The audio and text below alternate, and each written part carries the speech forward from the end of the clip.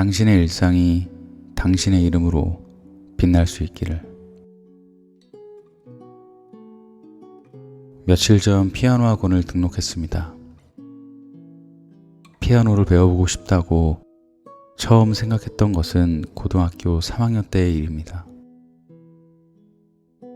수능 시험을 막 치르고 졸업을 앞두고 있던 터라 선생님들께선 제발 땡땡이만 치지 말라며 온종일 영화를 틀어주시곤 했습니다.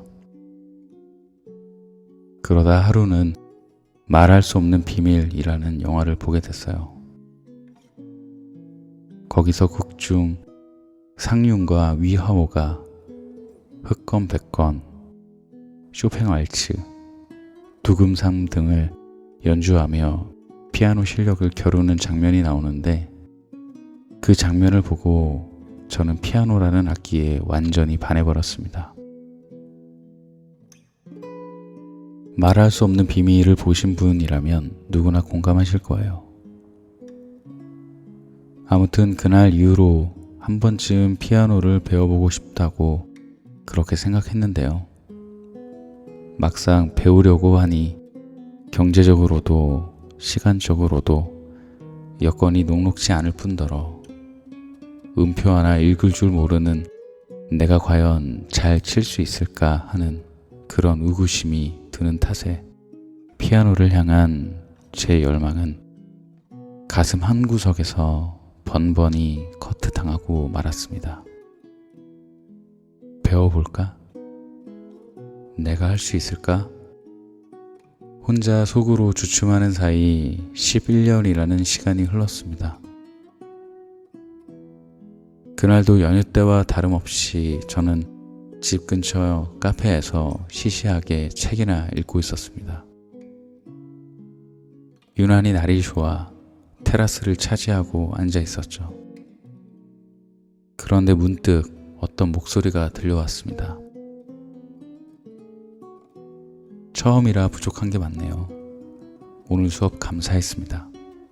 카페 바로 맞은편에는 기타 교습소가 있었는데요.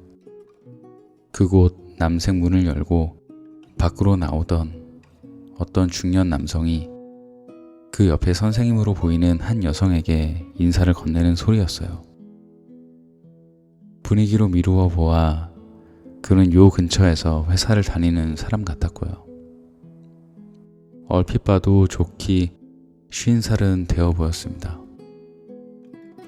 입구에 서서 입문용 기타에 대해 이야기 나누는 걸 보니 아마도 첫 레슨을 받고 나오는 길이었나 봅니다. 어색한지 목덜미를 자주 쓸어내리는 그에게서 저는 어떤 신비로운 빛을 본 것도 같은데 아무튼 그게 제 가슴에 큰 불을 질러버렸습니다. 휴대폰으로 근처 피아노 학원을 검색한 저는 곧바로 그곳을 찾아가 등록해버렸습니다. 그 남성의 목소리를 듣고 피아노 학원을 등록하기까지 1시간이 채 걸리지 않았습니다. 오늘은 첫 피아노 레슨이 있었습니다. 레슨을 마치고 집으로 돌아오는 저를 마주하면서 오늘의 제가 참 다행으로 여겨졌습니다.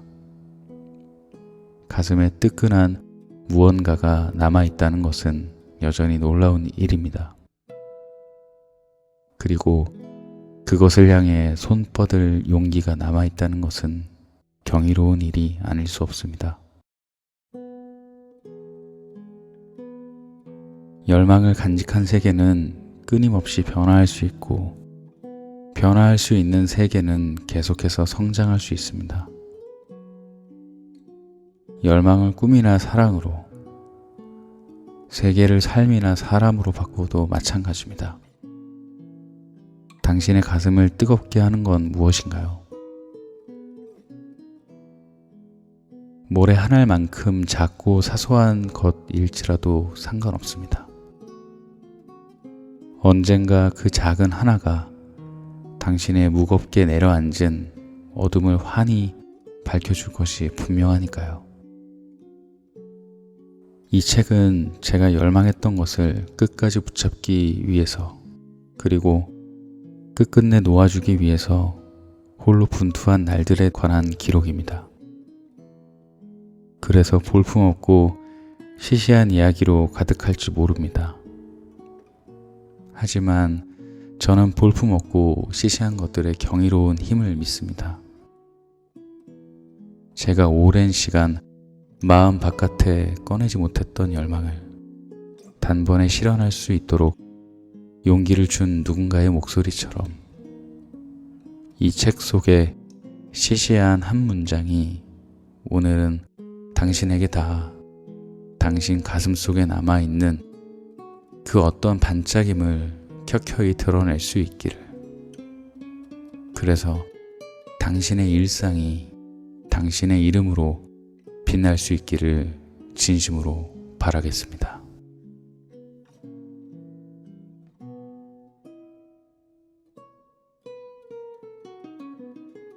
어느 곳에서라도 애정하던 카페가 문을 닫는다고 한다. 이곳에 처음 왔던 게 언제였더라? 봄이었나? 겨울이었나? 아니, 봄이어도 겨울이었겠다. 따뜻한 주광 조명이 흐르는 작고 빈티지한 카페. 정면 책장에는 여러 시집과 책들이 꽂혀 있고, 다른 한편에는 사장님께서 손수 제작했다는 머그잔, 그릇, 공책 같은 양품들이 있었다. 무엇보다 기억에 남는 건 카페 벽면에 빈 잔은 채워지기를, 노래는 불려지기를, 편지는 전해지기를, 이라는 파도가 바다의 일이라면에 등장하는 한 문장이 적혀 있었다는 것. 집에서 이토록 가까운 곳에 이런 멋진 카페가 있었다니. 대화 잘 통하는 동네 친구를 새로 사귀게 된 것처럼 자연스레 이곳을 찾는 날이 많아졌다. 나에게 좋은 기운과 영감을 기꺼이 허락해 주었던 곳. 외진 골목에 있는데 커피값까지 저렴해 혹시 오늘과 같은 날이 오지는 않을까 이따금 홀로 걱정하기도 했던 곳. 그런 사랑을 해요. 왜 원고 작업과 시든 꽃에 물을 주듯 작사 작업도 대부분 이곳에서 이루어졌기에 유달리 이곳엔 많은 정이 머문다. 마지막으로 커피 한 잔 테이크아웃 하러 들렀다가 아쉬운 마음에 서재에 남겨진 책이라도 한 권 사갈까 싶어 책장을 둘러본다. 그러자 사장님께서 책 한 권 선물하겠다며 아무거나 한 권 골라보라 말씀하신다. 괜찮다 말해도 한사코 선물하겠다고 말씀하시기에 아무 생각 없이 책장에서 바로 손 닿는 책 하나를 집어드는데 이런 우연이 또 있을까? 책 뒷면에 포스트잇 한 장이 붙어 있고 거기에 내 이름과 짧은 편지가 적혀 있다. 알고 보니 오래전에 도서 셀렉터인 사장님의 아내분께서 젊은 작가가 이곳에 자주 온다는 이야기를 듣고 진작 나에게 선물하려고 이 책을 가져다 놓았는데 사장님께서 그만 깜빡하고 책장에 꽂아두었던 책이라고 한다.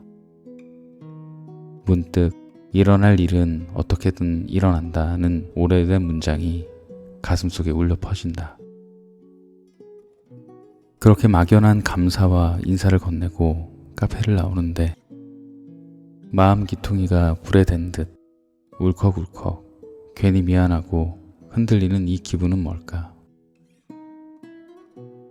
가만히 고개를 돌려 어둑한 불빛이 새어나오는 카페 안을 다시 한번 바라보며 눈을 감아본다. 좋은 모습으로 다시 만나요. 이곳이 아니더라도 어느 곳에서라도.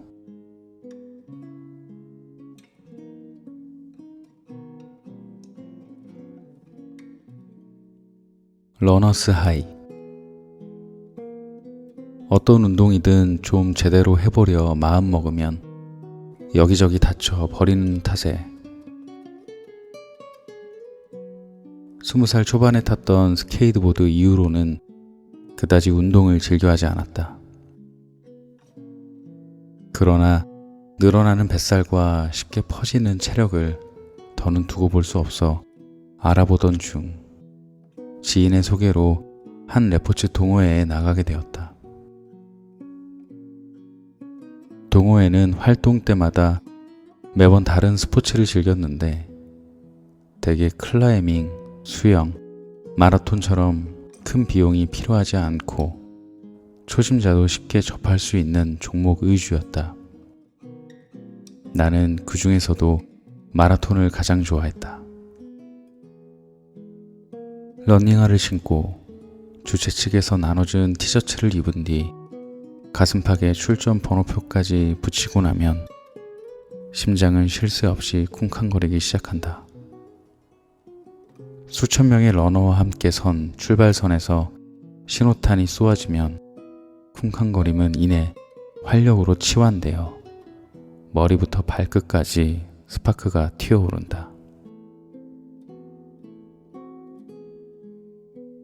사실 첫 번째 마라톤의 기억은 조금 끔찍했다. 정말이지 모든 체력과 정신력을 소모해 아름다운 레이스를 펼쳤는데 내 완주 기록이 유소년 참가자들의 수준이었기 때문이다. 이날 대회에 참가한 성인 남성의 10km 평균 기록은 50분. 그러나 내가 10km를 뛰는데 걸린 시간은 1시간 45분. 동호회 모든 참가자를 통틀어도 단연 꼴찌였다. 게다가 오버페이스를 했는지 다음날 몸살까지 나 며칠을 알아누웠다. 그간 운동과 담 쌓고 지내왔기에 체력이 안 좋을 거라 어느 정도 예상은 했지만 이 정도로 처참할 줄은 몰랐다. 그런데 첫 마라톤의 충격으로 내 삶의 변화가 찾아왔다. 꾸준히 러닝을 뛰어 보기로 마음먹은 것이다. 밤이면 집 근처에 있는 공설 운동장에 나가 트랙을 1시간씩 뛰었다. 처음에는 가벼운 걸음으로 5분만 뛰어도 숨이 차고 머리가 어지러워 오바이트가 쏠릴 것 같은 느낌마저 들었다. 뛰고 난 이후에도 몸 여기저기에 알이 배어 그냥 걸음을 내디딜 때도 악 소리가 절로 나왔다. 그런데 그렇게 열흘 뛰었더니 신기하게도 몸이 적응하기 시작했다. 조금만 달려도 급격히 차오르던 숨이 이제 20분 정도는 거뜬하게 소화해내고 있던 것이다. 인간은 적응의 동물이라는 말에 세상 감탄하며 열심히 페이스를 늘려가고 있던 어느 날 밤, 나는 아주 신비로운 체험을 하게 되었다. 한 40분쯤 내달렸을까? 당장이라도 멎을 것처럼 헐떡거리던 숨이 갑자기 가벼워지면서 온몸에 경쾌한 기분이 들었다. 찢어질 듯 아파오던 가슴의 통증도 사라졌다. 마치 다리에 날개라도 단 것처럼 발걸음 하나하나가 깃털처럼 가뿐하고 상쾌했다. 기분이 너무 좋아서 막 어쩔 줄 모르고 양팔도 리듬에 맞춰 좌우로 으차으차 흔들어줬다. 야밤에 혼자 실실 웃으며 팔다리를 문어발처럼 휘저어댔으니 아마 모르는 사람이 봤으면 반쯤 미친 사람으로 여겼을 것 같다. 아무튼 쉬지 않고 수십 분을 뛰었으니 힘들어 죽을 것 같아야 마땅한데 지치긴커녕 힘이 넘쳐 흘러 언제까지고 달릴 수 있을 것만 같은 기묘한 체험이었다. 집으로 돌아와서 인터넷을 검색해보니 이런 현상을 러너스 하이라고 부른다고 한다. 미국의 심리학자 A.J. 맨델이 1978년 발표한 논문에서 처음 언급된 용어로 달리기 애호가들이 느끼는 도취감이라고 하는데, 운동의 강도가 점차 높아져서 끝내 무산소 상태에 이르게 되면 뇌하수체 전엽에서 분비되는 엔도르핀이 급증해 생겨나는 현상이라고 한다. 쉽게 말해 오랫동안 달리기를 하면 신체가 고통을 잊게 하려고 엔도르핀을 생성해내는데, 이것이 일정 수준을 넘으면 대체 불가한 강렬한 쾌감으로 변한다는 것이다. 잠시 잊고 살았다. 불행 속에 행복이 있고 고통 속에 성장이 있다는 사실을. 아무것도 도전하지 않았으면서, 아무것도 견디려 하지 않았으면서, 세상 편한 방향으로만 돌아 누웠으면서, 내겐 아무 일도 생기지 않는다고, 내 삶은 멈춰버린 심장인 것만 같다고 그저 투정 부리기 바빴구나. 불과 며칠 전까지만 해도 사는 일이 이젠 제법 시시하다고 토로하던 내 모습들이 불현듯 떠올라 부끄러운 마음이 들었다. 그래, 시린 겨울이 없었다면 따사로운 봄빛 아래 만화방창 무르익는 어린 꽃들의 소중함도 없다. 반지하 한 뼘 남짓한 그 방에서의 어둡고 허름한 시절이 없었다면 여기 내 앞에 긴 모락 서려오는 흰 쌀밥과 고기 반찬의 소중함도 없다. 그것이 무엇이었든 내가 그것을 견뎌냈기 때문에 지금 이 순간을 온전히 순간으로서 나는 생동할 수 있는 것이다. 그날 이후로 무언가 가슴이 꽉 막힌 기분이 들 때면 신발끈을 고쳐 묶고 어둑해진 운동장을 할 일 없이 내달리곤 한다. 나를 가로막고 있는 문제와 달리기는 아무런 관련이 없지만 가슴 터지도록 그렇게 달리고 또 달리다 보면 어쩐지 전부 나아질 것만 같다. 그런 기분이 든다. 그게 무엇이든.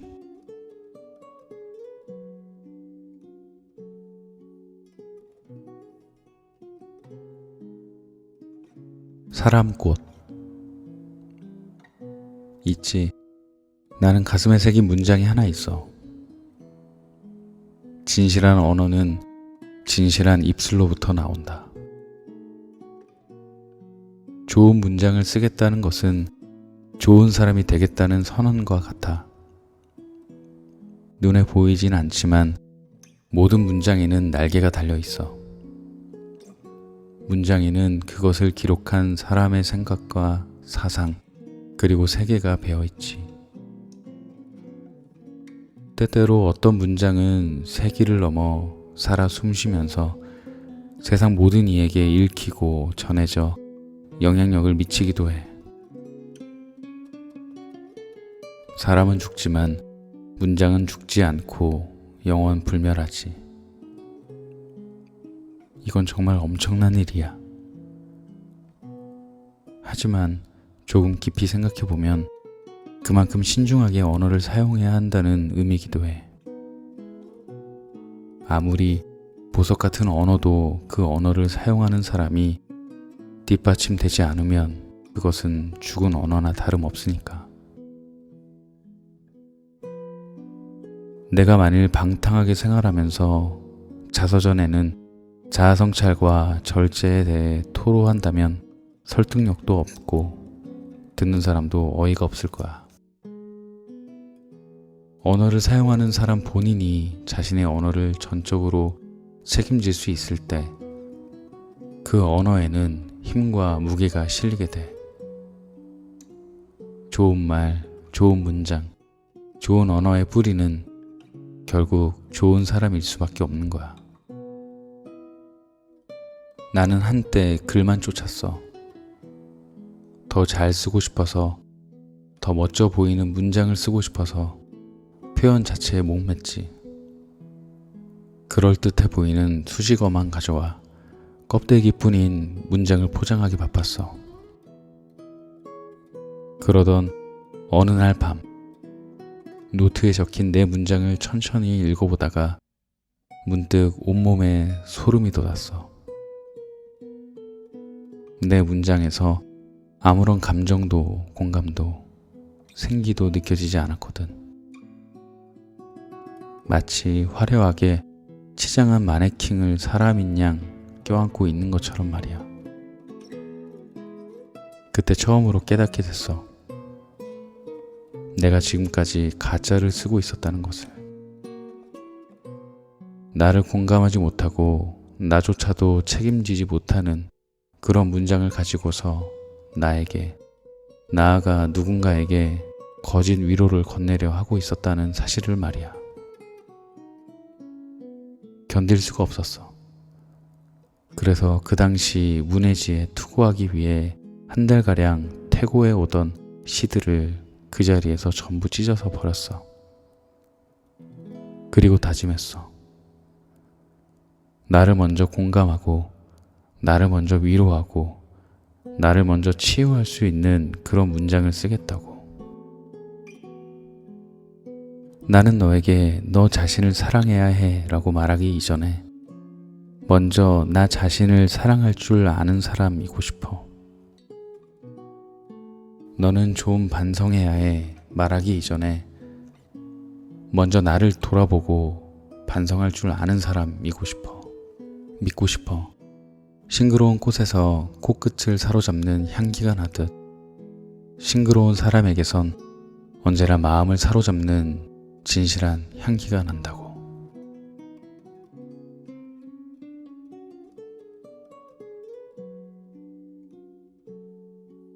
지지 않기를 바랍니다. 오늘은 모란을 떠나는 날. 가구를 모두 빼낸 헌집을 마지막으로 둘러보다 옛 생각에 잠긴다. 모란에서의 첫 번째 장면은 고등학교 2학년 겨울 어느 버스 안. 엄마와 나는 나란히 차창 밖을 내다보고 있다. 한눈에도 좋게 10개는 보이는 술집과 모텔. 우리는 모란에 새로 살게 될 집을 보러 가는 중이었다. 버스 정류장에 내려 개미굴처럼 뒤엉킨 골목을 헤매 도착한 초록 철문 앞. 엄마는 시청주택과 직원에게 건네받은 열쇠로 문을 따며 내게 말했다. 곧 있으면 네 형도 전역하니까 이제 형이랑 여기서 살면 돼. 방 2개, 화장실 하나, 그리고 작은 거실로 이루어진 10평짜리 반지하. 빛 하나 겨우 드는 새 집에는 촌스러운 꽃무늬 벽지와 황토색 장판이 새로 도배되어 있었다. 금광동 반지하에서 성남동 모란 반지하로 이사 온 것이기에 결국 우리 집은 반지하란 사실에는 변함이 없었지만 화장실이 집 안에 있다는 것과 내 방이 있다는 것, 이 2가지 사실만으로도 나는 벅찬 설렘이 느껴졌다. 며칠 뒤 내 몸집만한 이삿짐과 여기저기서 얻어온 가구를 꾸려넣자 새 집도 제법 그럴듯한 모양새를 갖추었다. 시간은 빈틈없이 흘러갔다. 내가 대학교에서 1학기를 끝마쳐 갈 때쯤 형은 회사 근처에 방을 얻어 출가했고 나는 모란에서 홀로 지내게 됐다.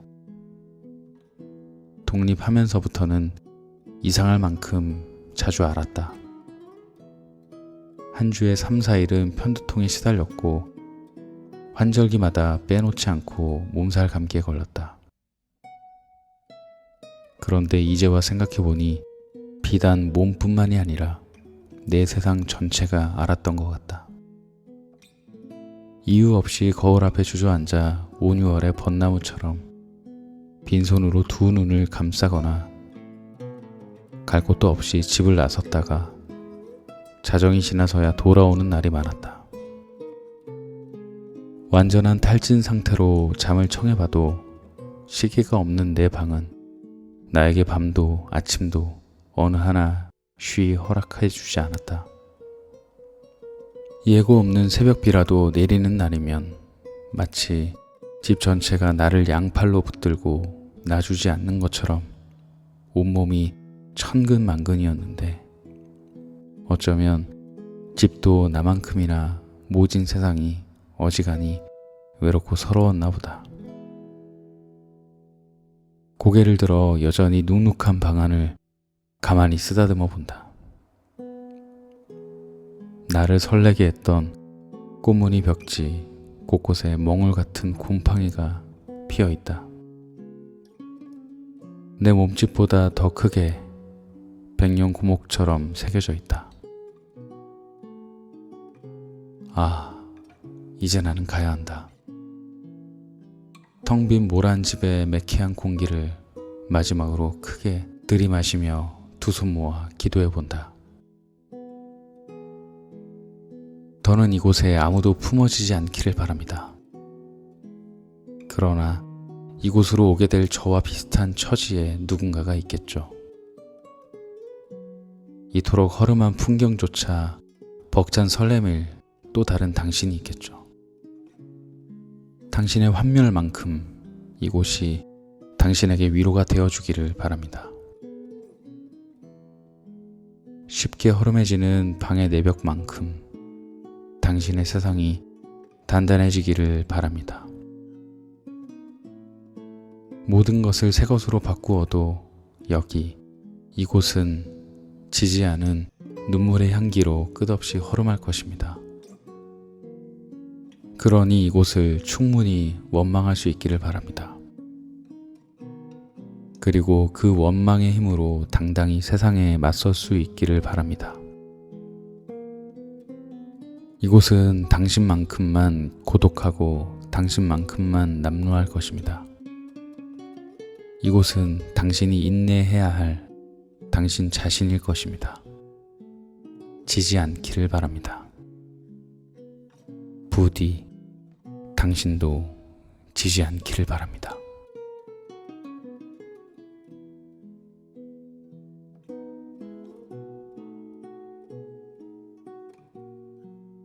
지금껏 늘 그래왔듯이 당신이 소중한 사람인지 소중하지 않은 사람인지 그것을 규정하는 것은 지위도 직업도 돈도 시험 성적도 인간관계도 아닙니다. 오직 당신 자신입니다. 무언가에 도전하는 당신이 아름다운 것처럼 무언가를 포기하는 당신도 똑같이 소중하고 아름답습니다. 시험을 잘 치른 당신도, 시험을 잘 치르지 못한 당신도, 돈을 잘 버는 당신도, 돈을 잘 벌지 못하는 당신도, 사랑받는 당신도, 사랑에 버려진 당신도, 많은 사람과 함께인 당신도, 홀로인 당신도, 어느 하나 소중하지 않은 당신이 없습니다. 한때 나는 나를 볼품없는 존재라고 여겼습니다. 학생 앱이 낼 돈이 없어 가장 아끼는 책들을 중고 서점에 팔고 집으로 돌아오던 그 저녁에도 그랬고, 동사무소에서 나눠준 라면으로 한 달을 버텨야 했던 그때도 그랬고, 장맛비에 역류한 변기물을 퍼내며 뜬 눈으로 밤을 지새웠던 그 밤에도 그런 생각을 했습니다. 왜 내 삶은 이토록 초라하기만 한 건지 세상이 원망스럽고 나 자신이 죽도록 미웠습니다. 하지만 이제는 알고 있습니다. 나를 온전히 사랑하고 또 온전히 살아가기 위해선 그때 그 순간들을 내가 반드시 인내해야만 했다는 것을요. 부디 조바심 갖지 않았으면 좋겠습니다. 마음의 여유를 되찾고 때로는 잘 풀리지 않는 삶도 있다는 것을 인정할 수 있었으면 좋겠습니다. 잘 풀리지 않는 그 삶 속에서 너그럽게 그러나 끈질기게 발버둥 쳐볼 수 있었으면 좋겠습니다. 다른 누군가가 아닌 당신 자신에게 인정받기 위해서 기꺼이 언제나 투쟁할 준비가 돼 있었으면 좋겠습니다. 그 어떤 힘겨운 순간 속에서도 결국 당신은 방법을 찾아낼 것이고 멋지게 이겨낼 것입니다. 비로소 더 나다운 순간순간을 당신 이름 앞에 써내려갈 것입니다. 당신이라는 세상을 당신의 손으로 쟁취해낼 것입니다. 지금껏 늘 그래왔듯이.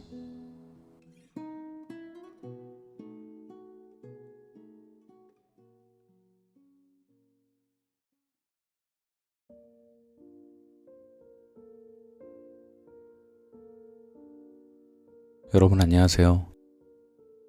제오줄고니 오늘 제가 읽어드린 책은 2021년에 나온 몬말 작가님의 에세이 있는 그대로 눈부신 너에게 라는 책이었습니다. 몬말 작가님은 여러분들이 아실 만한 아이콘의 사랑을 했다, 박혜원의 시든 꽃에 물을 주듯 같은 노래의 가사를 쓰시기도 하신 작가님이신데요. 사랑한 날들, 시가 된 날들, 견뎌온 날들, 이렇게 세 개의 파트로 작가님의 다양한 이야기들을 보실 수 있는 책입니다. 기회가 되신다면 꼭 처음부터 끝까지 읽어보시기를 추천드려요. 오늘 하루도 정말 수고 많으셨어요. 이제 오늘보다 더 좋은 내일을 위해 편안하게 주무시죠. 그럼 우리 이제 잘 가요.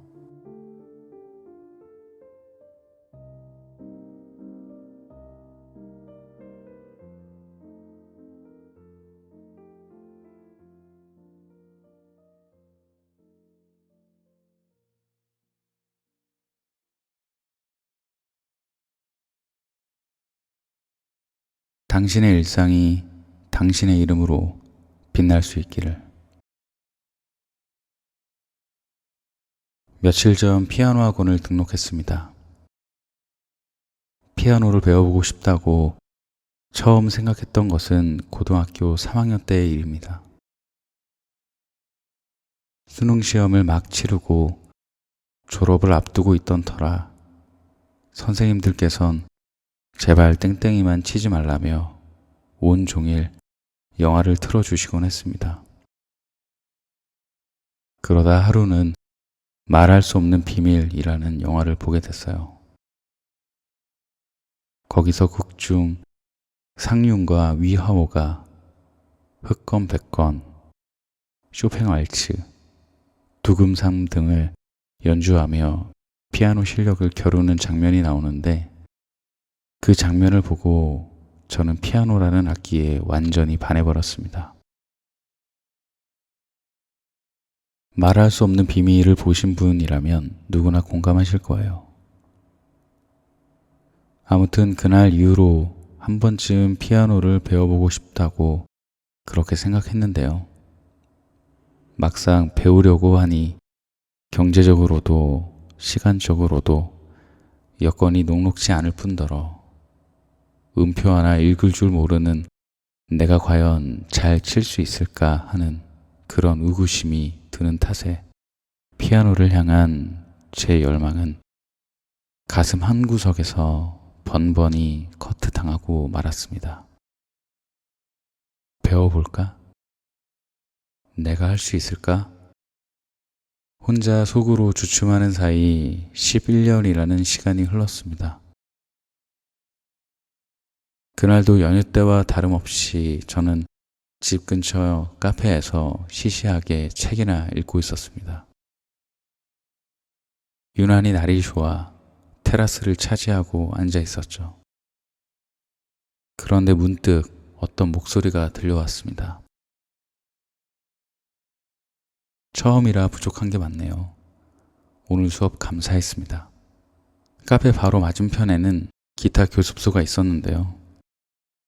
그곳 남색 문을 열고 밖으로 나오던 어떤 중년 남성이 그 옆에 선생님으로 보이는 한 여성에게 인사를 건네는 소리였어요. 분위기로 미루어 보아 그는 요 근처에서 회사를 다니는 사람 같았고요. 얼핏 봐도 좋기 50살은 되어 보였습니다. 입구에 서서 입문용 기타에 대해 이야기 나누는 걸 보니 아마도 첫 레슨을 받고 나오는 길이었나 봅니다.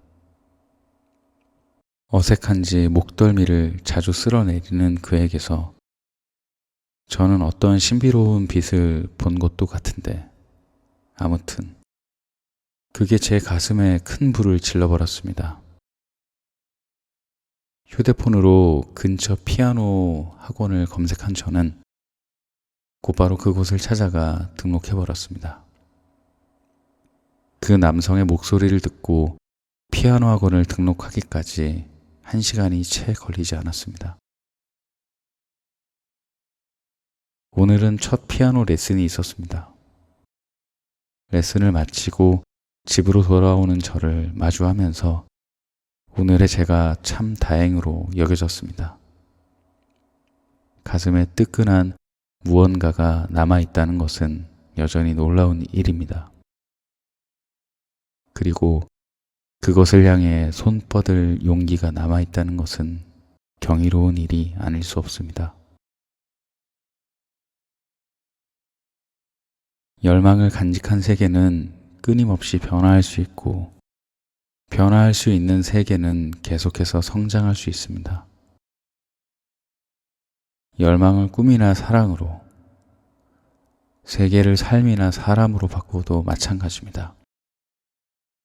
당신의 가슴을 뜨겁게 하는 건 무엇인가요? 모래 한 알만큼 작고 사소한 것일지라도 상관없습니다. 언젠가 그 작은 하나가 당신의 무겁게 내려앉은 어둠을 환히 밝혀줄 것이 분명하니까요. 이 책은 제가 열망했던 것을 끝까지 붙잡기 위해서 그리고 끝끝내 놓아주기 위해서 홀로 분투한 날들에 관한 기록입니다. 그래서 볼품없고 시시한 이야기로 가득할지 모릅니다.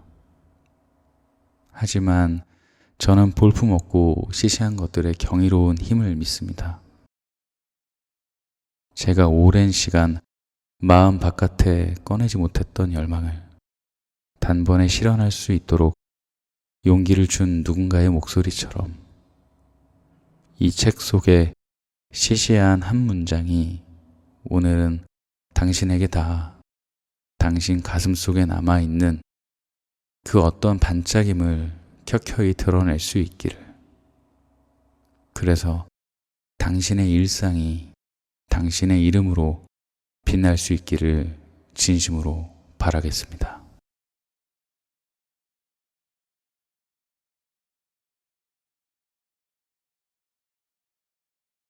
어느 곳에서라도 애정하던 카페가 문을 닫는다고 한다. 이곳에 처음 왔던 게 언제였더라? 봄이었나? 겨울이었나? 아니, 봄이어도 겨울이었겠다. 따뜻한 주광 조명이 흐르는 작고 빈티지한 카페. 정면 책장에는 여러 시집과 책들이 꽂혀 있고 다른 한편에는 사장님께서 손수 제작했다는 머그잔, 그릇, 공책 같은 양품들이 있었다. 무엇보다 기억에 남는 건 카페 벽면에 빈 잔은 채워지기를, 노래는 불려지기를, 편지는 전해지기를 이라는 파도가 바다의 일이라면에 등장하는 한 문장이 적혀 있었다는 거. 집에서 이토록 가까운 곳에 이런 멋진 카페가 있었다니. 대화 잘 통하는 동네 친구를 새로 사귀게 된 것처럼 자연스레 이곳을 찾는 날이 많아졌다.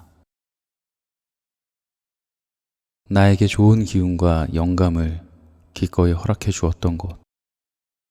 외진 골목에 있는데 커피값까지 저렴해 혹시 오늘과 같은 날이 오지는 않을까 이따금 홀로 걱정하기도 했던 곳. 그런 사랑을 해요. 왜 원고 작업과 시든 꽃에 물을 주듯 작사 작업도 대부분 이곳에서 이루어졌기에 유달리 이곳엔 많은 정이 머문다. 마지막으로 커피 한 잔 테이크아웃 하러 들렀다가 아쉬운 마음에 서재에 남겨진 책이라도 한 권 사갈까 싶어 책장을 둘러본다. 그러자 사장님께서 책 한 권 선물하겠다며 아무거나 한 권 골라보라 말씀하신다. 괜찮다 말해도 한사코 선물하겠다고 말씀하시기에 아무 생각 없이 책장에서 바로 손 닿는 책 하나를 집어드는데 이런 우연이 또 있을까? 책 뒷면에 포스트잇 한 장이 붙어 있고 거기에 내 이름과 짧은 편지가 적혀 있다. 알고 보니 오래전에 도서 셀렉터인 사장님의 아내분께서 젊은 작가가 이곳에 자주 온다는 이야기를 듣고 진작 나에게 선물하려고 이 책을 가져다 놓았는데 사장님께서 그만 깜빡하고 책장에 꽂아두었던 책이라고 한다. 문득 일어날 일은 어떻게든 일어난다는 오래된 문장이 가슴속에 울려 퍼진다. 그렇게 막연한 감사와 인사를 건네고 카페를 나오는데 마음 기퉁이가 불에 댄 듯 울컥울컥 괜히 미안하고 흔들리는 이 기분은 뭘까? 가만히 고개를 돌려 어둑한 불빛이 새어나오는 카페 안을 다시 한번 바라보며 눈을 감아본다. 좋은 모습으로 다시 만나요. 이곳이 아니더라도 어느 곳에서라도.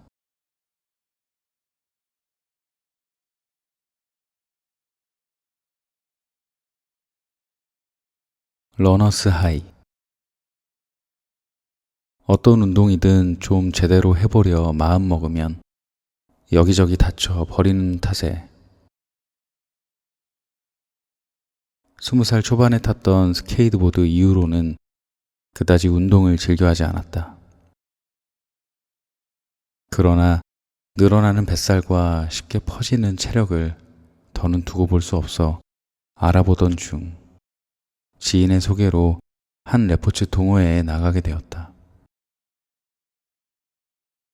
동호회는 활동 때마다 매번 다른 스포츠를 즐겼는데 대개 클라이밍, 수영, 마라톤처럼 큰 비용이 필요하지 않고 초심자도 쉽게 접할 수 있는 종목 위주였다. 나는 그 중에서도 마라톤을 가장 좋아했다. 러닝화를 신고 주최 측에서 나눠준 티셔츠를 입은 뒤 가슴팍에 출전 번호표까지 붙이고 나면 심장은 쉴 새 없이 쿵쾅거리기 시작한다. 수천 명의 러너와 함께 선 출발선에서 신호탄이 쏘아지면 쿵쾅거림은 이내 활력으로 치환되어 머리부터 발끝까지 스파크가 튀어오른다. 사실 첫 번째 마라톤의 기억은 조금 끔찍했다. 정말이지 모든 체력과 정신력을 소모해 아름다운 레이스를 펼쳤는데 내 완주 기록이 유소년 참가자들의 수준이었기 때문이다. 이날 대회에 참가한 성인 남성의 10km 평균 기록은 50분. 그러나 내가 10km를 뛰는데 걸린 시간은 1시간 45분. 동호회 모든 참가자를 통틀어도 단연 꼴찌였다. 게다가 오버페이스를 했는지 다음날 몸살까지 나 며칠을 알아누웠다. 그간 운동과 담 쌓고 지내왔기에 체력이 안 좋을 거라 어느 정도 예상은 했지만 이 정도로 처참할 줄은 몰랐다. 그런데 첫 마라톤의 충격으로 내 삶의 변화가 찾아왔다. 꾸준히 러닝을 뛰어 보기로 마음먹은 것이다. 밤이면 집 근처에 있는 공설 운동장에 나가 트랙을 1시간씩 뛰었다. 처음에는 가벼운 걸음으로 5분만 뛰어도 숨이 차고 머리가 어지러워 오바이트가 쏠릴 것 같은 느낌마저 들었다. 뛰고 난 이후에도 몸 여기저기에 알이 배어 그냥 걸음을 내디딜 때도 악 소리가 절로 나왔다. 그런데 그렇게 열흘을 뛰었더니 신기하게도 몸이 적응하기 시작했다. 조금만 달려도 급격히 차오르던 숨이 이제 20분 정도는 거뜬하게 소화해내고 있던 것이다. 인간은 적응의 동물이라는 말에 세상 감탄하며 열심히 페이스를 늘려가고 있던 어느 날 밤, 나는 아주 신비로운 체험을 하게 되었다. 한 40분쯤 내달렸을까? 당장이라도 멎을 것처럼 헐떡거리던 숨이 갑자기 가벼워지면서 온몸에 경쾌한 기분이 들었다. 찢어질 듯 아파오던 가슴의 통증도 사라졌다. 마치 다리에 날개라도 단 것처럼 발걸음 하나하나가 깃털처럼 가뿐하고 상쾌했다. 기분이 너무 좋아서 막 어쩔 줄 모르고 양팔도 리듬에 맞춰 좌우로 으차으차 흔들어줬다. 야밤에 혼자 실실 웃으며 팔다리를 문어발처럼 휘저어댔으니 아마 모르는 사람이 봤으면 반쯤 미친 사람으로 여겼을 것 같다. 아무튼 쉬지 않고 수십 분을 뛰었으니 힘들어 죽을 것 같아야 마땅한데 지치긴커녕 힘이 넘쳐 흘러 언제까지고 달릴 수 있을 것만 같은 기묘한 체험이었다. 집으로 돌아와서 인터넷을 검색해보니 이런 현상을 러너스 하이라고 부른다고 한다.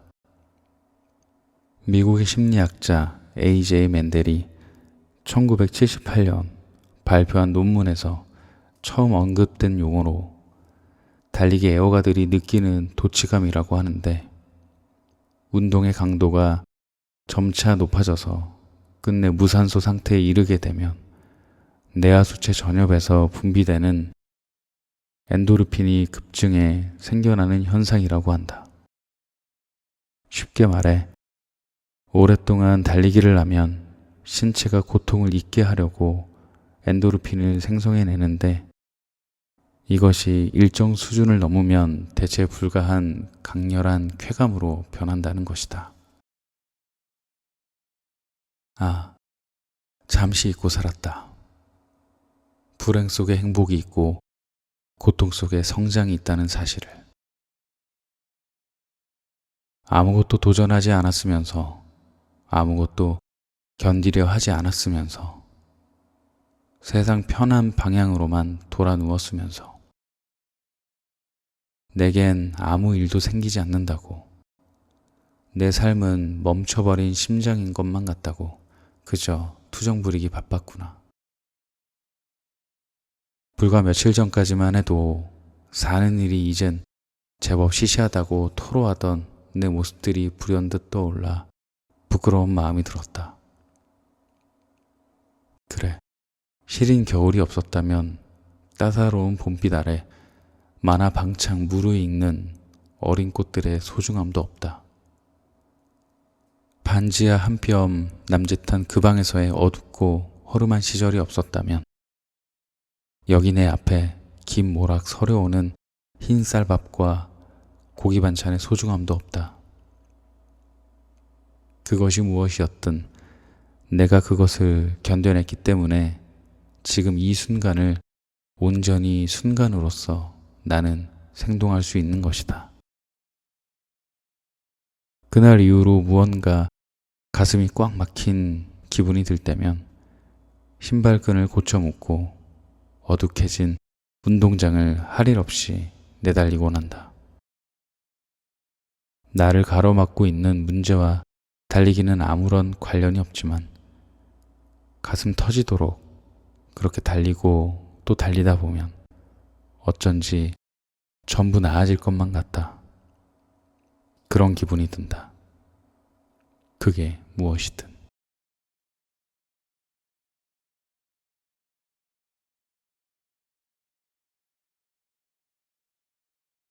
사람꽃. 있지. 나는 가슴에 새긴 문장이 하나 있어. 진실한 언어는 진실한 입술로부터 나온다. 좋은 문장을 쓰겠다는 것은 좋은 사람이 되겠다는 선언과 같아. 눈에 보이진 않지만 모든 문장에는 날개가 달려 있어. 문장에는 그것을 기록한 사람의 생각과 사상, 그리고 세계가 배어 있지. 때때로 어떤 문장은 세기를 넘어 살아 숨쉬면서 세상 모든 이에게 읽히고 전해져 영향력을 미치기도 해. 사람은 죽지만 문장은 죽지 않고 영원 불멸하지. 이건 정말 엄청난 일이야. 하지만 조금 깊이 생각해보면 그만큼 신중하게 언어를 사용해야 한다는 의미이기도 해. 아무리 보석 같은 언어도 그 언어를 사용하는 사람이 뒷받침되지 않으면 그것은 죽은 언어나 다름없으니까. 내가 만일 방탕하게 생활하면서 자서전에는 자아성찰과 절제에 대해 토로한다면 설득력도 없고 듣는 사람도 어이가 없을 거야. 언어를 사용하는 사람 본인이 자신의 언어를 전적으로 책임질 수 있을 때 그 언어에는 힘과 무게가 실리게 돼. 좋은 말, 좋은 문장, 좋은 언어의 뿌리는 결국 좋은 사람일 수밖에 없는 거야. 나는 한때 글만 쫓았어. 더 잘 쓰고 싶어서, 더 멋져 보이는 문장을 쓰고 싶어서 표현 자체에 목맸지. 그럴듯해 보이는 수식어만 가져와 껍데기뿐인 문장을 포장하기 바빴어. 그러던 어느 날 밤, 노트에 적힌 내 문장을 천천히 읽어보다가 문득 온몸에 소름이 돋았어. 내 문장에서 아무런 감정도 공감도 생기도 느껴지지 않았거든. 마치 화려하게 치장한 마네킹을 사람인 양 껴안고 있는 것처럼 말이야.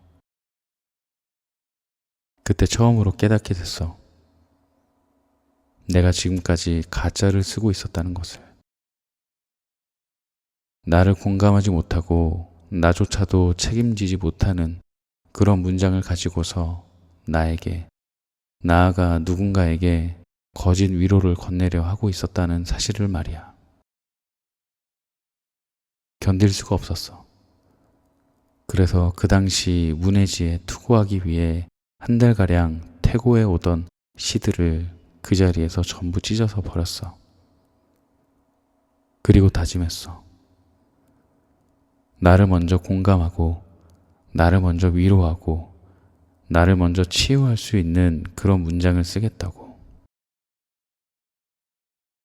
나는 너에게 너 자신을 사랑해야 해 라고 말하기 이전에 먼저 나 자신을 사랑할 줄 아는 사람이고 싶어. 너는 좀 반성해야 해 말하기 이전에 먼저 나를 돌아보고 반성할 줄 아는 사람이고 싶어. 믿고 싶어. 싱그러운 꽃에서 코끝을 사로잡는 향기가 나듯 싱그러운 사람에게선 언제나 마음을 사로잡는 진실한 향기가 난다고.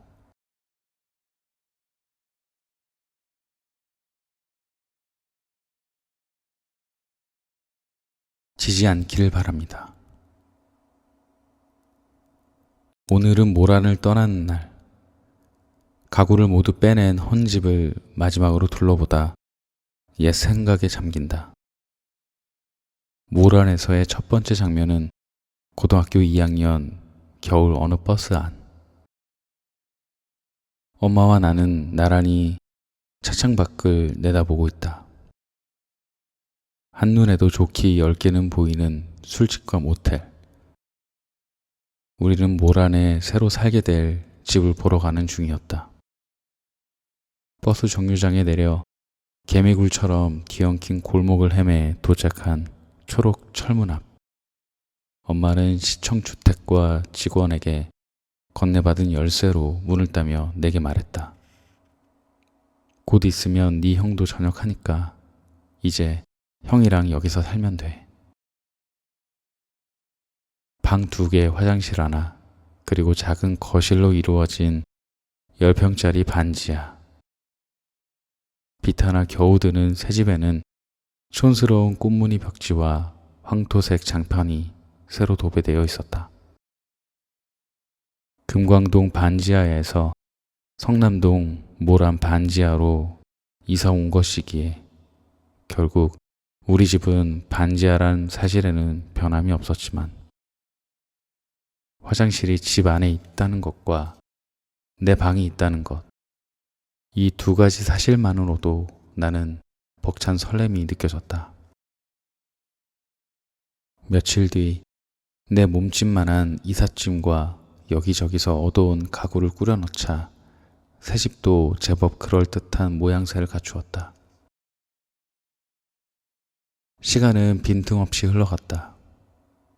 내가 대학교에서 1학기를 끝마쳐 갈 때쯤 형은 회사 근처에 방을 얻어 출가했고 나는 모란에서 홀로 지내게 됐다.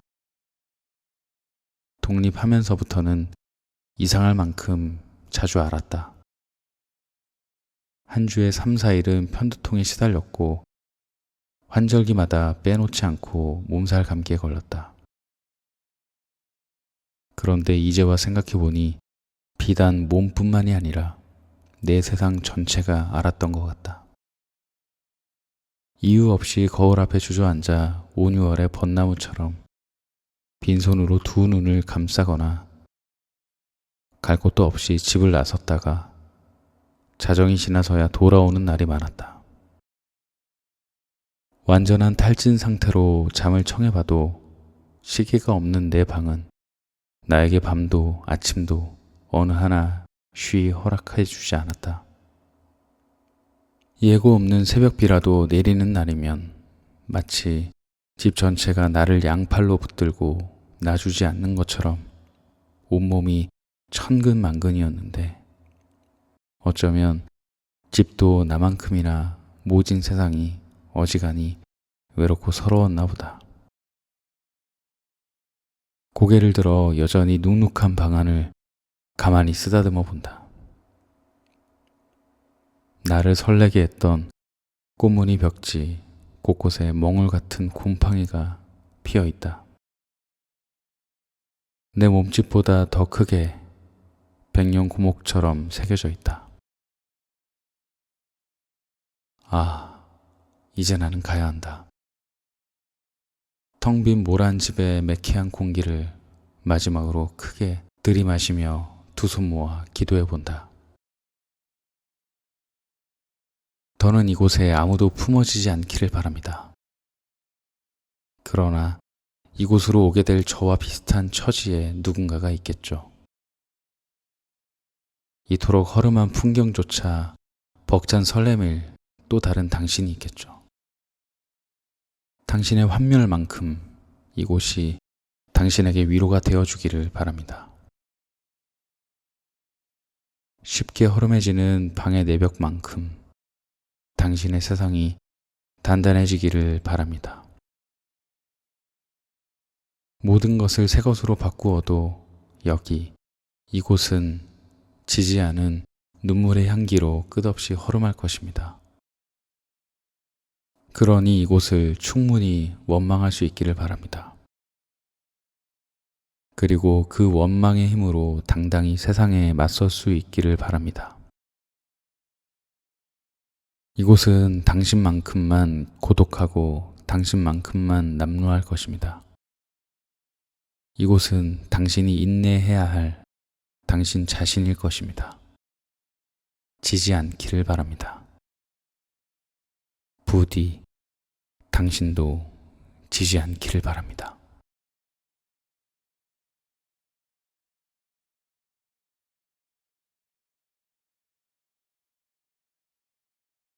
지금껏 늘 그래왔듯이 당신이 소중한 사람인지 소중하지 않은 사람인지 그것을 규정하는 것은 지위도, 직업도, 돈도, 시험 성적도, 인간관계도 아닙니다. 오직 당신 자신입니다. 무언가에 도전하는 당신이 아름다운 것처럼 무언가를 포기하는 당신도 똑같이 소중하고 아름답습니다. 시험을 잘 치른 당신도, 시험을 잘 치르지 못한 당신도, 돈을 잘 버는 당신도, 돈을 잘 벌지 못하는 당신도, 사랑받는 당신도, 사랑에 버려진 당신도, 많은 사람과 함께인 당신도, 홀로인 당신도, 어느 하나 소중하지 않은 당신이 없습니다. 한때 나는 나를 볼품없는 존재라고 여겼습니다. 학생 앱이 낼 돈이 없어 가장 아끼는 책들을 중고 서점에 팔고 집으로 돌아오던 그 저녁에도 그랬고, 동사무소에서 나눠준 라면으로 한 달을 버텨야 했던 그때도 그랬고, 장맛비에 역류한 변기물을 퍼내며 뜬 눈으로 밤을 지새웠던 그 밤에도 그런 생각을 했습니다. 왜 내 삶은 이토록 초라하기만 한 건지 세상이 원망스럽고 나 자신이 죽도록 미웠습니다. 하지만 이제는 알고 있습니다. 나를 온전히 사랑하고 또 온전히 살아가기 위해선 그때 그 순간들을 내가 반드시 인내해야만 했다는 것을요. 부디 조바심 갖지 않았으면 좋겠습니다. 마음의 여유를 되찾고 때로는 잘 풀리지 않는 삶도 있다는 것을 인정할 수 있었으면 좋겠습니다. 잘 풀리지 않는 그 삶 속에서 너그럽게 그러나 끈질기게 발버둥 쳐볼 수 있었으면 좋겠습니다. 다른 누군가가 아닌 당신 자신에게 인정받기 위해서 기꺼이 언제나 투쟁할 준비가 돼 있었으면 좋겠습니다. 그 어떤 힘겨운 순간 속에서도 결국 당신은 방법을 찾아낼 것이고 멋지게 이겨낼 것입니다. 비로소 더 나다운 순간순간을 당신 이름 앞에 써내려갈 것입니다. 당신이라는 세상을 당신의 손으로 쟁취해낼 것입니다. 지금껏 늘 그래왔듯이.